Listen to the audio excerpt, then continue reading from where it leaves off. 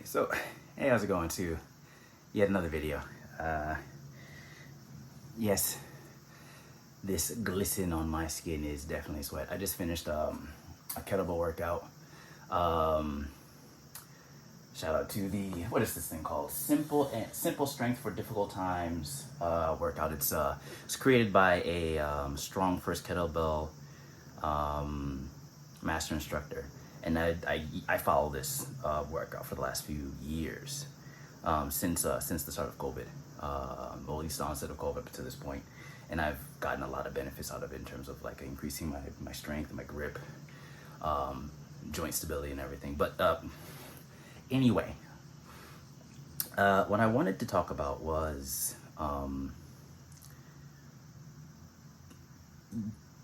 attributes within kata. Now, my base, my fundamentals is from Goju-ryu. I started with Goju-ryu in high school. It was wasn't my first introduction to the martial arts. My first martial art was like Taekwondo when I was like 6 or 8 years old. I did one day, I quit. But my first actual in-depth introduction into the martial arts was Goju-ryu. And it, because of martial arts politics, it changed from the Zendokai, if I remember that name correctly, to Meibukan. But anyway, I did that for a few years, and then I jumped around and did a bunch of other martial arts. But I still practice the kata. And recently, not recently, for the last few years, my kata of choice have all been the Sanchin-based kata. So the Sanchin, the Seisan, the Sanseru, those have been like the ones that I've been focusing on, along with the Tensho, along with some stuff from some of the Shorin, like the Naihanchi and the Wanshu, because I like those. Anyway, I've been in a bit of a focus in terms of researching aspects of the Seisan kata from like different systems, and so I've looked at the Ryuei-ryus, Seisan, and their Seisan dachi, which is a modification. It's like a different kind of posture from the one that we have in Goju. So the Goju-ryu Seisan, it starts in our Sanchin dachi. So this would be our Sanchin dachi, right?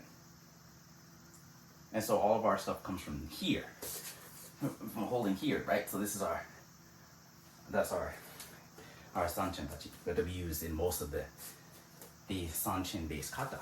Now, in the Ryuei-ryu's Seisan dachi, it has similarities because it's still the movement patterns are still relatively the same, but instead of this, it's here. It's here. So it kind of looks like classical pugilism. The knuckles are facing the target, and it's here. Okay, which I liked, and the reason being is because I'll actually explain that a little bit. So when we look at the punching within the Sanchin kata, we draw the hip back and we pull the hand into hikite, right? So we pull it straight back and we rotate the hip, and then at the end, depending on what a family of Goju you come from, at the end you have this forward pelvic tilt to kind of lock in everything, boom, or it's just is that, right? And then it comes back into the Sanchin Kei. In the Ryuei-ryu Seisan is actually different because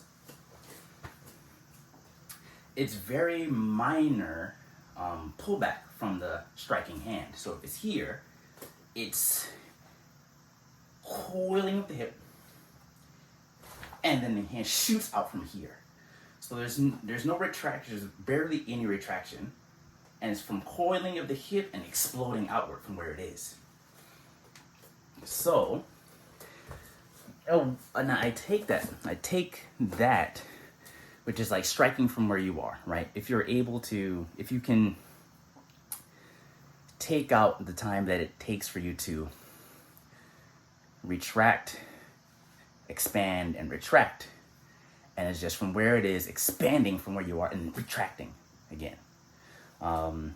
it's that attribute is necessary, and I think is really useful.